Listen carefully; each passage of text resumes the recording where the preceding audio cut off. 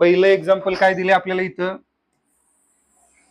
काय दिले, the perimeter of A rectangle is 40 centimetre. Perimeter किती आहे, 40 सेंटीमीटर. आता लक्षात घ्या, पेरिमीटरचा अर्थ सांगा मला.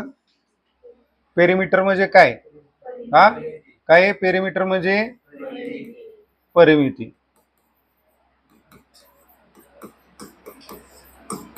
बरोबर.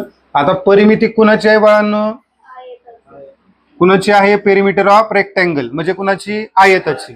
मग आपल्याला काय काढावं लागेल, आयताची परिमिती म्हणजे समजा आयत काढला, बरोबर, हा समजा एक्स आहे आणि हा समजा वाय आहे.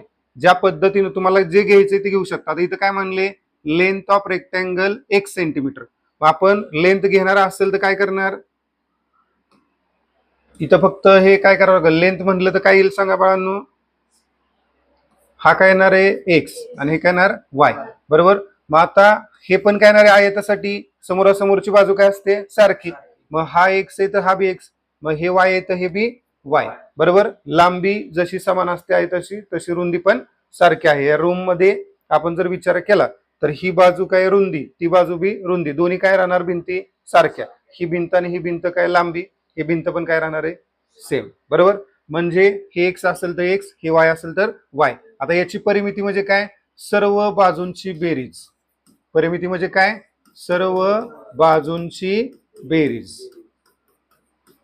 बरोबर. मग आता बाजू सांगा चला, हा एक्स आणि हा एक्स, एक्स प्लस एक्स, हा वाय आणि हा वाय, बरोबर, वाय प्लस वाय म्हणजे काय आलं, 2x प्लस 2y.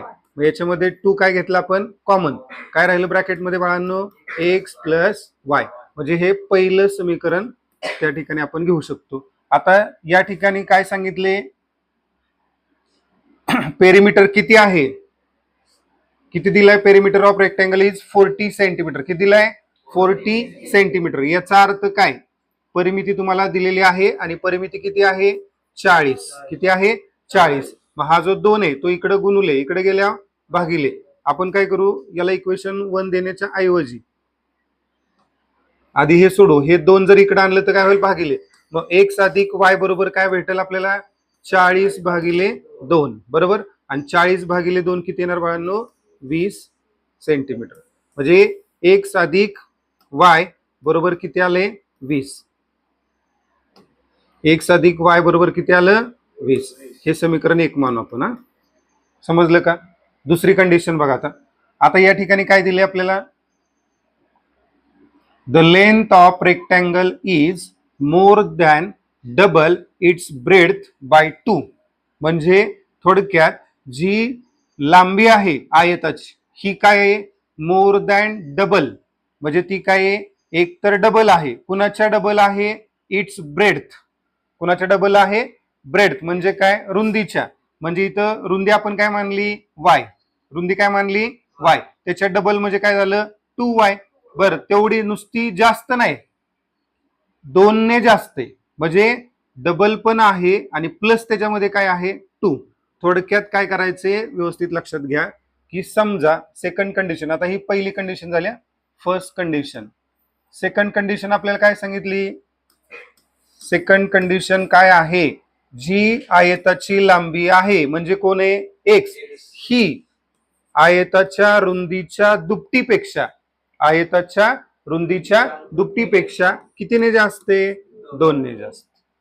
मग तुम्हाला एक्स इज इक्वल टू काय मिळालं, 2y प्लस 2.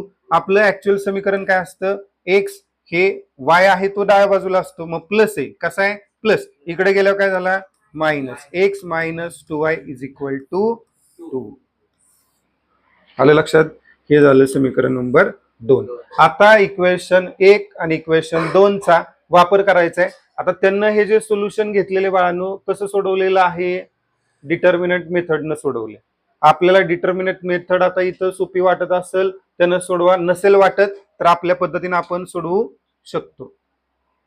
लक्ष द्या. आता हे 2 समीकरण आहेत. आपल्याला या ठिकाणी बाळांनो काय दिसतंय, इथं एक्स आहे, इथं पण एक्स आहे, बरोबर आहे का. मग एक्स काय आहे, सारखा, बरोबर. आता या दोघांची चिन्ह काय आहेत, दोघांची चिन्ह काय आहेत, इथं पण प्लस आहे आणि इथं पण प्लस आहे.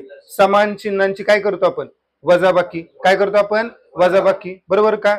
मग आपण काय केलं, इक्वेशन 1 मायनस इक्वेशन 2, बरोबर. मग समीकरण 1 लिहा, x plus y is equal to 20, आणि दुसरं समीकरण काय, x minus 2y is equal to 2, बरोबर. आता या ठिकाणी बघा, यांची काय केली आपण, वजाबाकी. वजाबाकी केल्यामुळं बाळांनो आता हे प्लस एक्स आहे की नाही, ते काय झालं मायनस एक्स, बरोबर. हे मायनस 2y ते काय झालं प्लस 2y, आणि हे प्लस 2 आहे की नाही, ते काय झालं मायनस 2. आलं लक्षात. वजा केल्यामुळं दुसऱ्या समीकरणांची सर्व चिन्ह बदलली. काय येईल सांगा बरं आता, हे 20 वजा 2 किती आले 18, हे प्लस वाय आणि हे प्लस 2y, 1 अधिक 2 किती आले 3y, बरोबर. आणि एक्स ला एक्स काय झाला कॅन्सल, म्हणजे बाळांनो आपल्याला काय मिळालं 3y इज इक्वल टू किती 18, बरोबर का. मग y इज इक्वल टू किती आलं 18 डिवायडेड बाय 3, हा 3 मल्टिप्लाय डाव्या बाजूला, इकडे गेल्या छेदामध्ये जाणार, बरोबर. म्हणजे या ठिकाणी काय आलं 18/3 चं उत्तर किती आलं 6, किती आलं 6. म्हणजे तुम्हाला y मिळालेला आहे. y म्हणजेच काय मिळाला बाळांनो, आयताची काय ही लांबी का रुंदी, y काय y रुंदी ना, आयताची रुंदी, रुंदी का बुंदी, रुंदी. आयताची रुंदी किती आहे 6 सेंटीमीटर, किती आहे 6 सेंटीमीटर. आलंय का लक्षात. आता पुढे बघा, आता ही जी किंमत आहे का नाही ती आपण इक्वेशन 1 किंवा 2 मध्ये टाकली. समजा इथं लिहिलं आपण, put this value in equation 1, बरोबर. आता इथं इक्वेशन 1 कोणते, equation 1 x plus y is equal to 20, मग x plus y is equal to 20, मग एक्स तसंच राहील बाळांनो, प्लस वाय आपल्याला माहिती आहे ना किती आहे 6, मग इथं किती आलं 6, बरोबर किती आलं 20, मग हे एक्स इक्वल टू तसंच राहील, आणि प्लस 6 पलीकडे गेलं काय आलं मायनस 6, 20 वजा 6 किती आलं 14 सेंटीमीटर, किती आलं 14 सेंटीमीटर. आणि ब्रेडथ, आणि इथं काय घ्यावं लागल लेंथ, लेंथ ऑफ रेक्टँगल किती आले एक्स 40 सेंटीमीटर. आता आपलं उत्तर बरोबर आहे का नाही हे आपल्याला ठरवायचे, बरोबर. आपण काय काढायचं आयत काढायचं, काय काढायचा आयत, बरोबर.